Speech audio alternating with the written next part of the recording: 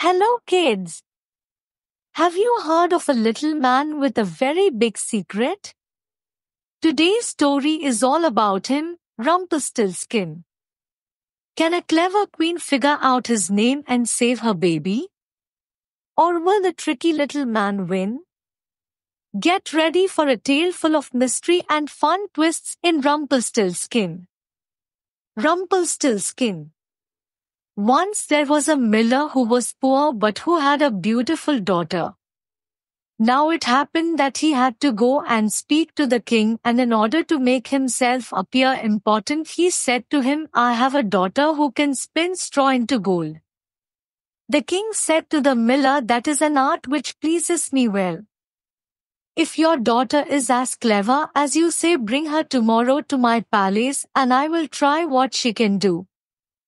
And when the girl was brought to him, he took her into a room which was quite full of straw, gave her a spinning wheel and a reel, and said, "Now set to work, and if by tomorrow morning early you have not spun this straw into gold during the night, you must die." Thereupon he himself locked up the room and left her in it alone.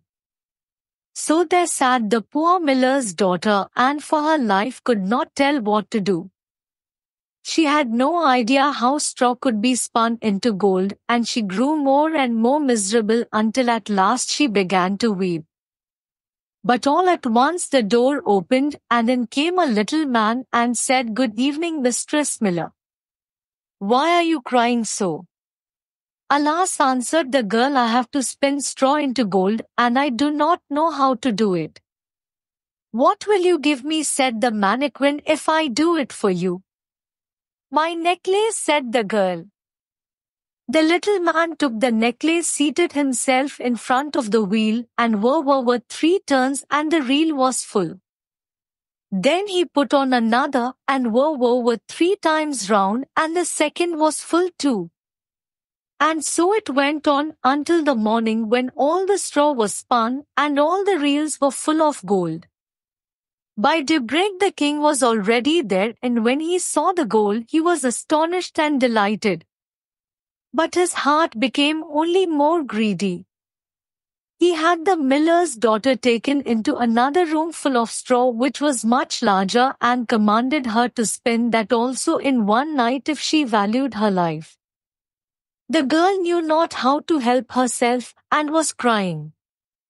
When the door opened again, and the little man appeared and said, "What will you give me if I spin that straw into gold for you?" "The ring on my finger," answered the girl. The little man took the ring again, began to turn the wheel, and by morning had spun all the straw into glittering gold. The king rejoiced beyond measure at the sight. But still he had not gold enough, and he had the miller's daughter taken into a still larger room full of straw, and said, "You must spin this too in the course of this night. But if you succeed, you shall be my wife, even if she be a miller's daughter," thought he. "I could not find a richer wife in the whole world." When the girl was alone, the mannequin came again for the 3rd time and said, "What will you give me if I spin the straw for you this time also?" "I have nothing left that I could give," answered the girl.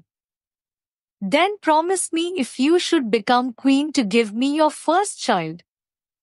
"Who knows whether that will ever happen," thought the miller's daughter, and not knowing how else to help herself in this strait, she promised the mannequin what he wanted, and for that he once more spun the straw into gold. And when the king came in the morning and found all as he had wished, he took her in marriage, and the pretty miller's daughter became a queen.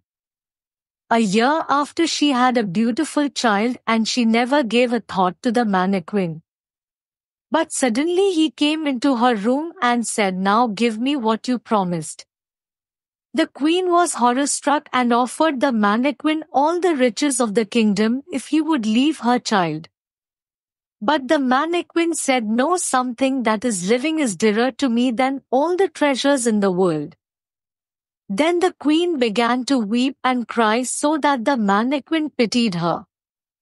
"I will give you 3 days' time," said he. "If by that time you find out my name, then shall you keep your child." So the queen thought the whole night of all the names that she had ever heard, and she sent a messenger over the country to inquire far and wide for any other names that there might be.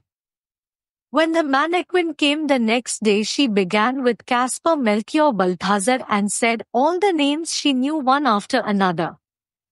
But to every one the little man said, "That is not my name."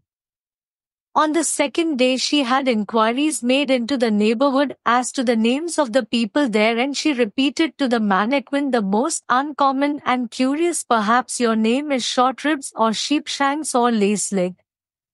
But he always answered, "That is not my name." On the third day the messenger came back again and said, "I have not been able to find a single new name, but as I came to a high mountain at the end of the forest where the fox and the hare bid each other good night, there I saw a little house, and before the house a fire was burning, and round about the fire quite a ridiculous little man was jumping. He hopped upon one leg and shouted, 'Today I bake, tomorrow brew, the next day I will have the young queen's child.' How glad am I that no one knew that Rumpelstiltskin I am styled." You may imagine how glad the queen was when she heard the name, and when soon afterwards the little man came in and asked, "Now, mistress, what is my name?" At first she said, "Is your name Conrad?" "No." "Is your name Harry?" "No." "Perhaps your name is Rumpelstiltskin." "The devil has told you that, the devil has told you that," cried the little man, and in his anger he plunged his right foot so deep into the earth that his whole leg went in, and then in rage he pulled at his left leg so hard with both hands that he tore himself in two. The end.